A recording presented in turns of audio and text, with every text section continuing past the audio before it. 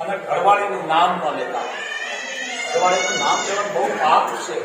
અત્યારે નામ લે છે, જે બાયમાના ધણીનું નામ લે એ ગુનેગાર કરે છે. પતિ એની ઘરવાળીનું નામ લે પાપમાં બે છે, લાઈવ બરાબર છે. કારણ કે આપણે આપણી દેશમાં નથી, ભાષા નથી. પહેલા બાઈઓ અમારી એને મંગાવતી જ આશા પછી કે ઓલું લગાડવાનું લેતા કે અમે શું લગાડે ઓલું નથી. આમ બાઈઓ સાંજલા કરતી હા શું કે મારે નામ ન રાખે. અમે કે કંકુ હાય કંકુ લેતા આવતો, નામ ન લેવાય. આટલી મર્યાદા હતી. અને બીજું લક્ષ્મણ રેખા મારા તમારા પરિવારમાં છે. સાંભળી લીધો 18 વર્ષનો આદેશ છે કે આપણો દીકરો હોય, દીકરાના ઘરના હોય, દીકરાઓ કે દીકરાની વહુના રૂમમાં પરિવાર અંદર ન જઈ શકે.